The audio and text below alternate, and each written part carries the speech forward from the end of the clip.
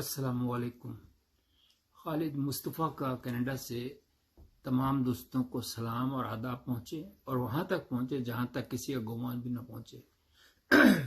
मैं अपने प्रोग्राम नाजरा के साथ हाजिर खिदमत हूँ और आपको तबसरा करके बताऊँगा कि आज के जो इमरान खान साहब ने तकरीर की है, उनको खिताब किया अवाम से, उसके मुतालिक उसको पोस्टमार्टम करते हैं और देखते हैं कि उन्होंने क्या कहा। सबसे पहले तो ये उनको आदत है कि दो झंडे लगाते हैं, एक तो पार्टी का वो लगा सकते हैं, कोई मसला नहीं है, लेकिन कौम का जो उसका है पाकिस्तान का वो झंडा लगा नहीं सकते। ये इनको शहबाज शरीफ साहब को इसका नोटिस देना चाहिए और इनका झंडा उतरवा देना चाहिए, क्योंकि लीगली ये नहीं कर सकते। अभी वो तो नहीं है ना, वजीर आजम तो ना इनके पास कोई पोजिशन है, ये तो आम से हैं आदमी। खैर बहरहाल, अच्छा अब ये देखिए कि उन्होंने वही घिसी पिटी बातें और इस कदर झूठ बोलता है ये शख्स, इस कदर झूठ बोलता है, मैं तो हैरान होता हूं कि इसका दीन ईमान है क्या। अच्छा, जैसे ईमान एक लड़की है जो कि श्री मजारी साहब की लड़की है, तो ईमान मजारी, उसने बिल्कुल सही कहा था कि इनको सिर्फ अपनी बेगम का और अपना ख्याल रहता है और बाकी किसी का भी नहीं। और अभी भी इस तकरीर में भी आप देख लीजिए, इन्होंने क्या कहा है कि मेरे खिलाफ केसेस गलत हैं और मेरी बीवी के खिलाफ केसेस गलत हैं और मेरी बहन के खिलाफ गलत केसेस हैं और मैं बेगुनाह हूं और लोगों को उकसाया गलत तरीके से।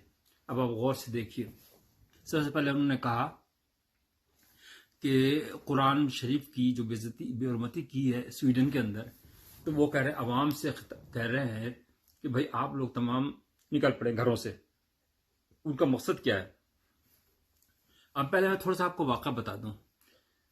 प्यारे नबी के जो दादा थे हजरत मुत्तलिब के, उस जमाने का जिक्र है जब अब्राहा ने हमला किया था खाना काबा को ढाने का, अस्तगफुरुल्लाह। तो वो पहुंचा था वहां मक्का में, तो वो डेरा जमाया हुआ था।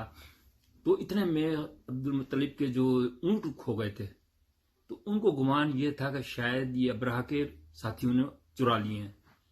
तो ये फौरन सीधे वहां पहुंचे, ज़ाहिर कैंप भी उसका वहीं था। तो उससे कहा कि भाई तुम्हारे साथ 3 आदमियों ने मेरे ऊंट चोरी कर लिए हैं। तो अभी इत्तला ही मिली थी उसको, तो वो क्योंकि उनका बहुत एहतराम था उन लोगों का, प्यारे नबी के जो वो थे ना दादा और वालिद साहब का बड़ा एहतराम था। तो वो खुद बाहर निकल आया कि वो खुद आए हैं, तो यकीनन वो ये मुझसे कहने आए होंगे कि खाना काबा को मत गिराओ। तो लेकिन जब दादा ने मुत्तलिब ने ये कहा कि भाई मेरे ऊंट तुम्हारे आदमी ने चोरी कर ली, तो उनको छुड़ा दो, तो यकायक जो था ना जमीन उस पर बैठ गया, चरपाई पे जिस पे भी बैठ गया। तो उसने कहा मैं तो समझा था कि आप खाना काबा को कहेंगे कि खाना काबा को, खुदा के घर को ना गिराओ। तो उनका जो तारीखी जुमला है ना, जरा सुनने वाला है। उन्होंने कहा कि भाई देखे, खाना काबा जिसका है वो हिफाजत करेगा। तो अभी मैं यही कह रहा हूं इमरान खान साहब से कि जिसका कुरान शरीफ जिसका है ना प्रॉपर्टी, वो खुद ही हिफाजत करता है और करेगा। आप जो भड़का रहे हैं लोगों को, तो इस पर सीधा सीधा केस बनता है कि भाई आप लोगों को भड़का रहे हैं, जुमे को निकलो बाहर और मुजाहरा करो, पुरअमन मुजाहरा। सभी इस तरह कहते हैं पुरअमन, लेकिन होता नहीं पुरअमन। तो आपको कहने की क्या जरूरत थी? लोगों को आप मिसगाइड क्यों कर रहे हैं? आप अपने जो शहबाज शरीफ साहब हैं उनको रिक्वेस्ट करके कहें गवर्नमेंट के लेवल पर, भाई आप एहतजाज करें सरकारी तौर पर। यह है तरीका। कोई नहीं, कितने मुल्क हैं इस्लामी, कोई नहीं मुजाहरा कर रहा, कुछ भी नहीं कर रहा। और आप उसका फ्रांस का फिर बड़े अच्छे तरीके से फ्रांस का हवाले जरूर दे रहे हैं कि देखो वो जिंदा कौम है। जिंदा कौम तो पाकिस्तान की भी है, लेकिन आपने मुर्दा कर दिया आप लोगों ने। तो पहली बात तो ये है, इस किस्म के काम ना करें।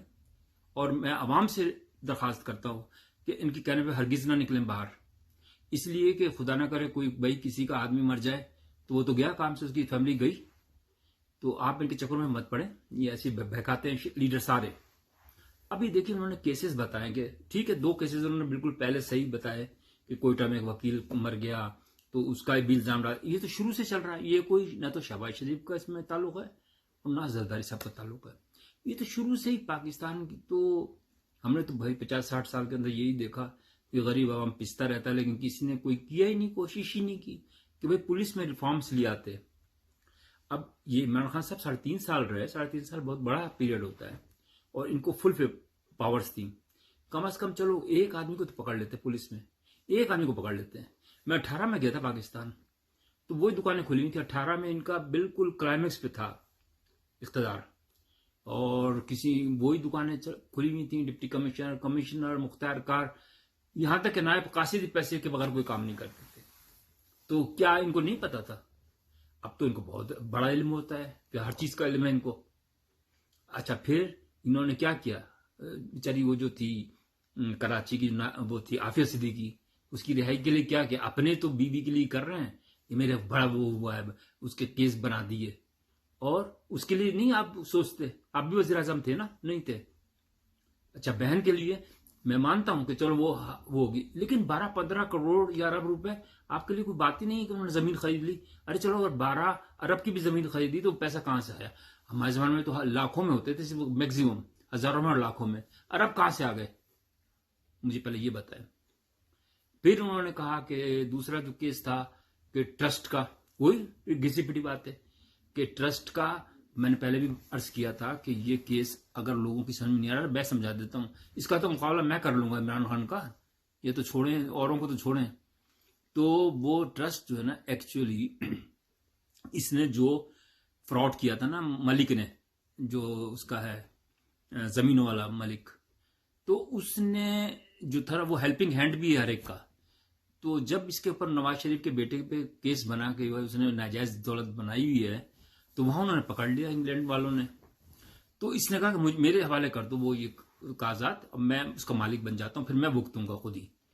तो उस तरीके से इन्होंने उसकी जो नाजायज जो प्रॉपर्टी थी ना, वो अपने खुद खरीद ली, शो कर दी, और जनाब उन्होंने कहा मैं जानूं और वो जाने, पाकिस्तानी गवर्नमेंट जाने। तो वो ये कहानी थी, पेनल्टी पड़ गई उन पे, मलिक पे, वो बच गया उसका बच्चा। अब जब वो आया तो इनके भी कान खड़े हो गए कि यार हमें भी तो वो मिलना चाहिए ना हिस्सा। हिस्सा बकरा तो होता है जरूर, ये तो छोड़ दें आप। अब देख, तो इन्होंने क्या किया कि ये वो बना लिया यूनिवर्सिटी बनाने की मुझे तो बता दे कि जरूरत क्या थी आपको। रूहानी यूनिवर्सिटी, सिर्फ अपनी उसको प्रॉपर्टी कहते हैं, मुझे कोई फायदा नहीं है उसका। तो फायदा क्यों नहीं है आपको? 500 एकड़ जमीन मिल गई फ्री में, ये तो चंद दिनों में गवर्नमेंट तो चली जाती है, इसके बाद तो अपने नाम पे करा लेते हैं, आपको कोई प्रॉब्लम नहीं है। थोड़े से पैसे दो, पाकिस्तान में तो बहुत आसानी से हो जाता है। तो बहरहाल ये भी अच्छा। फिर तोशा खाना का आप जिक्र कर रहे हैं, तोशा खाना के अंदर सारा दुनिया जानती है कि वो आपने घड़ी बेची और बड़े ठीक ठाक पैसा कमाया। उसका भी इंटरव्यू हमने सुन लिया, दुबई में जिसको बेचा। रसीदों का भी हम वहां हर जगह यही हाल होता है, कच्ची रसीदें बनती हैं, वही आपने कच्ची रसीद बनवाई, उसके ऑडियो टेप भी मौजूद है, हर चीज है, केस फिट है। तो अच्छा, फिर आप कहते हैं कि यार जरदारी को तो किसी ने पकड़ा नहीं, वही पुरानी बात है। 3 गाड़ी, अच्छा इसका पता था आपको 3 गाड़ी उसने चोरी की थी, तो आपको लाए किस लिए थे? आपको इसलिए लाए थे कि चाहे जरदारी हो या वरदारी हो, आपको वो निकलवाने थे पैसे। आपने तो कुछ भी नहीं किया। मोटा जो था वो अकबर, वो किधर है मुझे बताए ना, उसको पकड़ के तो कोई तो लेके आए, ताकि उसका जो तिया 50 से पहले उसका तिया 5 होना चाहिए। उसने मुबशर लुकमान ने बताया था, उन्होंने बड़े कि एक आदमी ने 5 करोड़ बेचारे के खा गया, वो मुबशर लोग, वो जो था मोटा अकबर। तो मेरा कहने का मकसद ये है कि यार खुदा का वास्ता इमरान साहब वो ना करें, और डरें मत, जेल जाने से मत डरें। जेल तो बहादुर जाते हैं, अभी आप इतना डर रहे हैं कि यार ये ना हो जाए तो मेरे कल लोगों को देखे, इंडिकेटर्स होते हैं ना, डर आपके चेहरे पे था, आपको डर है कल का कि कल आपको गिरफ्तार ना कर ले। गिरफ्तार हो जाएंगे तो क्या हो जाएगा भाई, आपने जो किया है ना वो तो सजा होगी। देखिए, इस दुनिया का कानून भी अल्लाह का कानून भी है कि लोग दुआएं वगैरह मांगते हैं। मैं इसे हट के बता रहा हूं आपको, जो भी होगा ना दुआ की जरूरत ही नहीं है। जो सजा होगी सजा भुगतो और पाक साफ हो जाओ, फिर माफ हो जाएगा। अल्लाह ताला बड़े रहीम है। तो इसलिए मेहरबानी करके लोगों के लिए मेरी दरखास्त है कि इस शख्स को पहचान लें, घरों से ना निकलें आप जुमे को। मेहरबानी, बहुत बहुत शुक्रिया आपके प्रोग्राम, आपने मेरा प्रोग्राम देखा, और उम्मीद है कि आप लाइक भी करेंगे और सब्सक्राइब का बटन भी दबाएंगे और अपने कीमती कमेंट्स भी भेजेंगे, ताकि मैं इस प्रोग्राम को और अच्छे से अच्छा बना दूं आपके लिए। शुक्रिया।